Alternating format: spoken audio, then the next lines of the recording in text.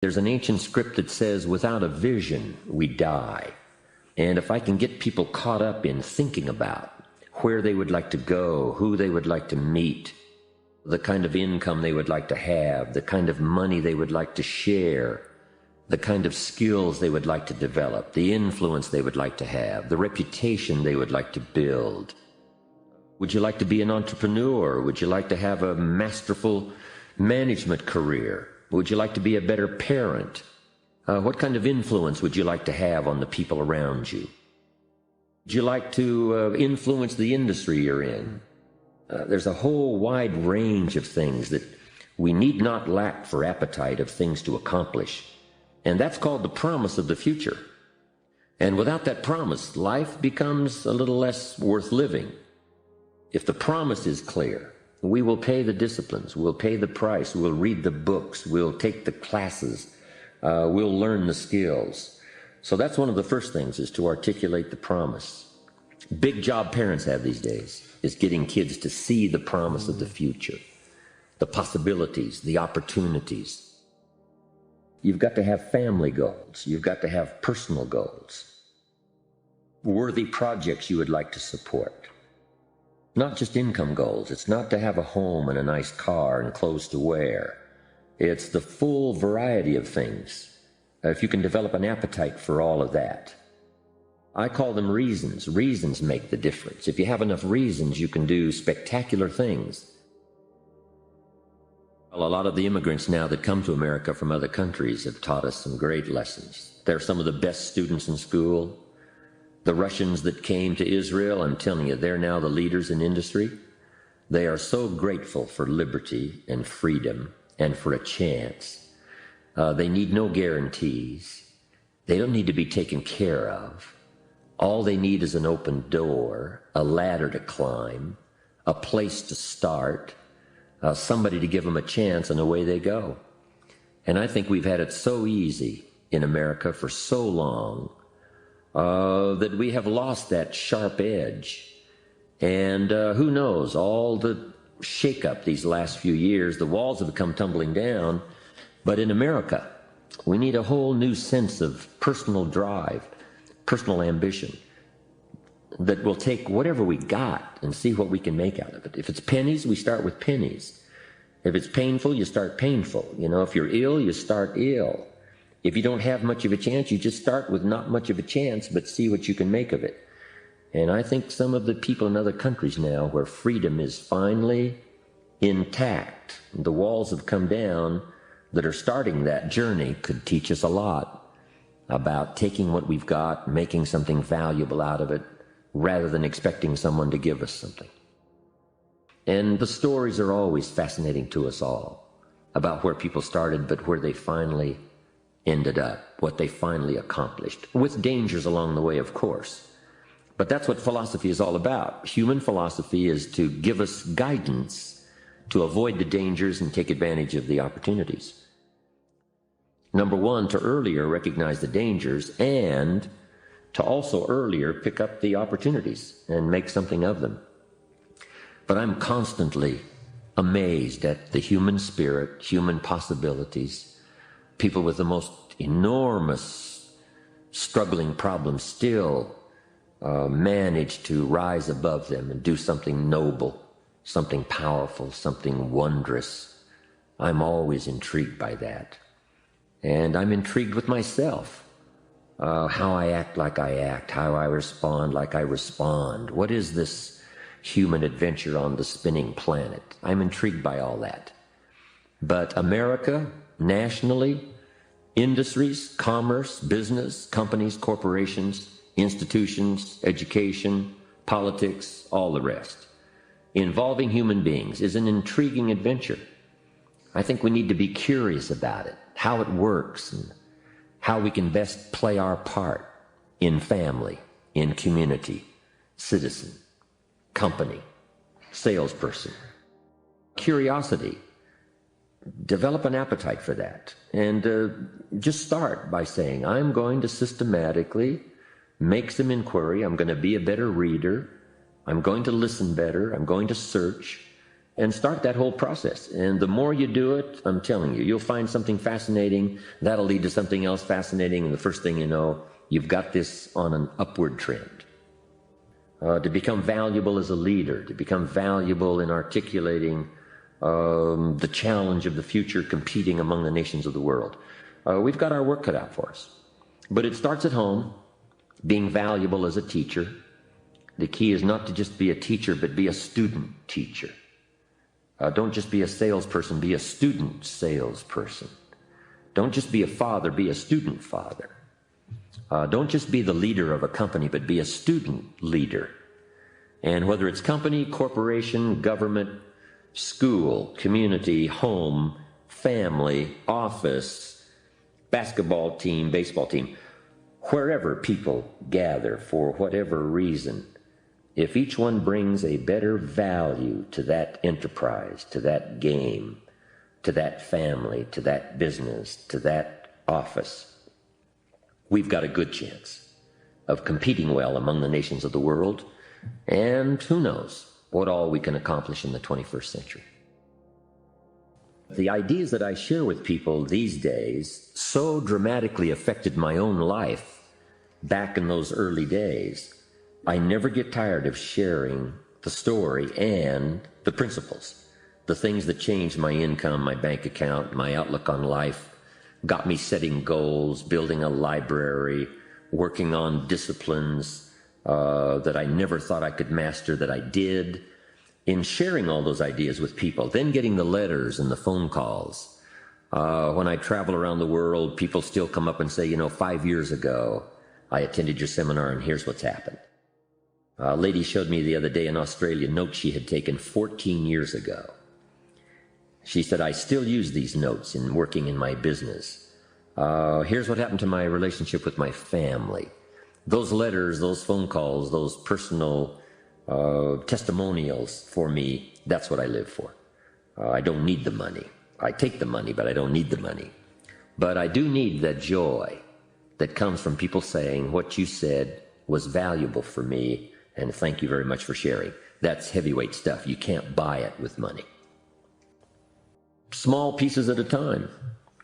Best is to substitute a poor habit with a good habit. If you've got some bad habits as far as your health is concerned, if you start some good ones. My mama taught an apple a day. And my father will be 92, has never been ill. I've never been ill. My children, my grandchildren, mama taught us so well those simple, basic, good habits of good health that we've followed all these years. And the payoff is extraordinary. So maybe you've got something like smoking maybe that you shouldn't do. But rather than just trying to quit that, what if you started something positive and you got so inspired about doing that, that inspired you then to start changing something that was negative? Success is looking at your own desires, looking at your own possibilities, and then stretching yourself and seeing if you can become all that you can become, earn all that you can earn, share all that you can share, make steady progress in that direction. To me, that's success. If there's books provided that you don't read, classes provided that you don't take, music provided that you don't listen to, ideas provided that you ignore, places to go of learning that you could find contact with ideas that could change your life and never take advantage of it, that's the big tragedy, to have so much brought to your fingertips and not to be excited about it. But that's what these seminars are for. That's what books are for. That's what messages like this are for, is to remind people of what all is available. Let us not be cynical, but let us be thankful and reach out and appropriate what's available and let it affect our lives now and in the future. And my study in the possibilities just overwhelmed me as to where people can begin and then finally where they can go, what they can start with and what they can finally become. And to, first of all, I think recognize that is an incredible, exciting adventure.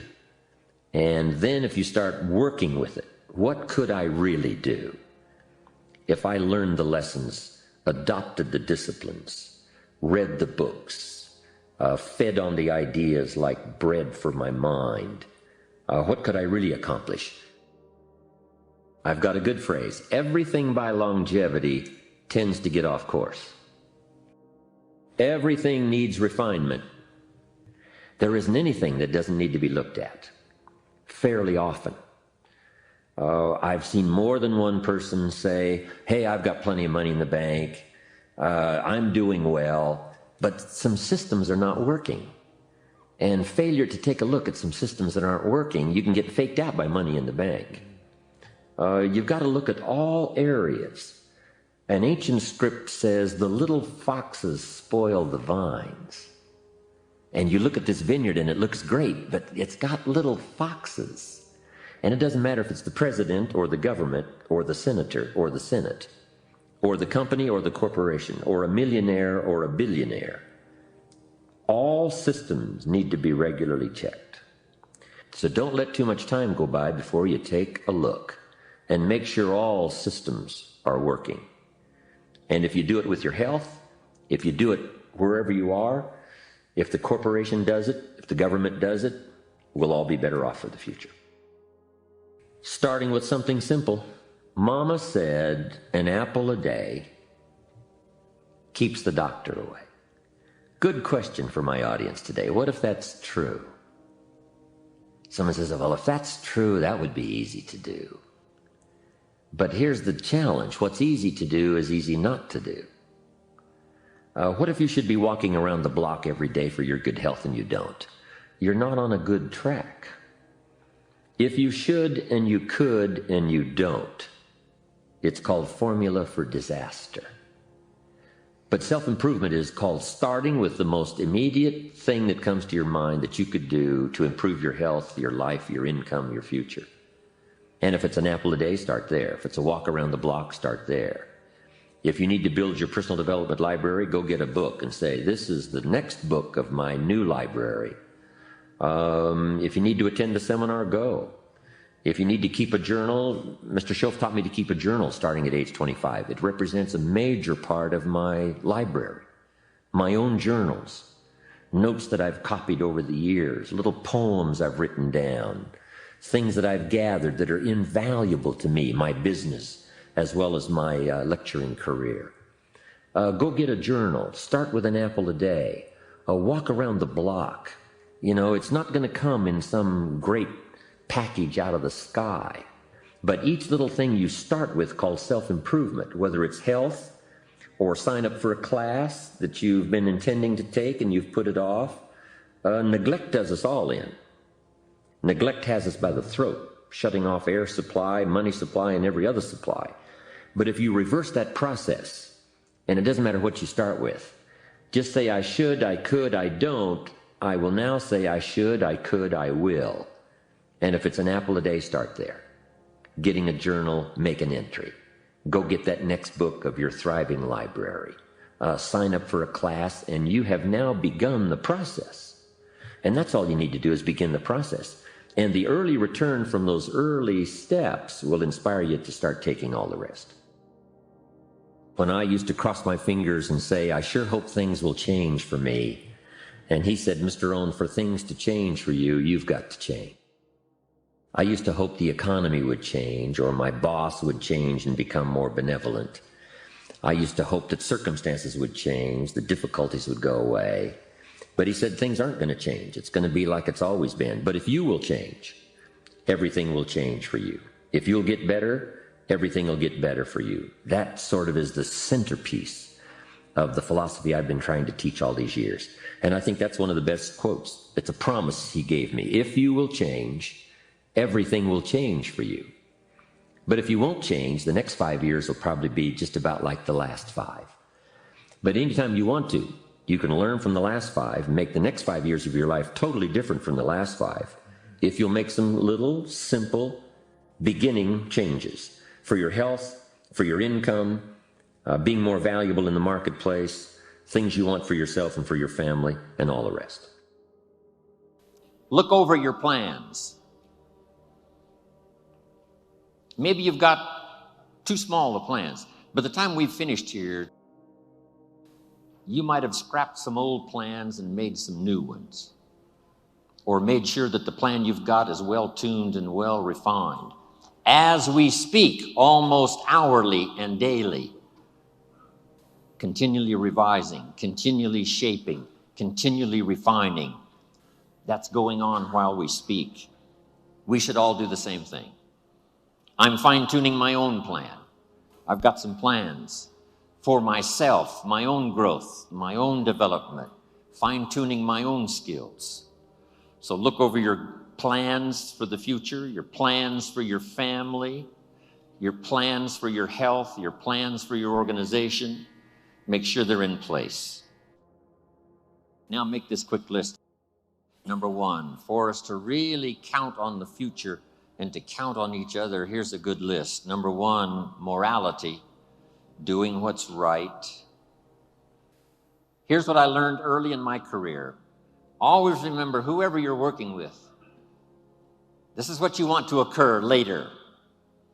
That they found out it was easier than you said, and that it was more than you promised. Here's the key: better understated than overstated. Here's what's next in the vocabulary for leadership for our future. Make these notes now. Next is truth. To deal in truth, we're going to speak the truth. We want to build on truth, what is right. Here's what's next: responsibility. Accepting responsibility. Next is courage. When you're discouraged with 3 in a row who say no, just remember, let your courage now show to talk to the next 3, because out of the next 3, one may be the person that helps you. Public courage, private courage, the courage when no one's around, when you make those resolves and decide for yourself you're going to do something, make some changes, whatever. Courage of thought. Here's an excellent one: courage to change. I have to work on this one. Courage to be silent when it would be better to listen than to talk. Here's a big one: courage to forgive. Here's an important one: courage to compromise. You give a little, I'll give a little, somehow we'll work it out. Here's the next one: courage to risk. That's what life really is all about. Not an undue risk, but risk. If you want the harvest in fall, you must risk in the spring the seed to sow. You've got to risk some of your time. My grandkids ask me every time, and my family, why would you go spend the day with those people in Hawaii rather than spending the day with us? I've got to give them some excellent reasons. And then when I see them shortly, they will ask me, was it worth it to go spend the day with them and not with us? So how I ration out my time and how you ration out your time is so important. Have the courage to make those wise decisions. Here's the next part of the list.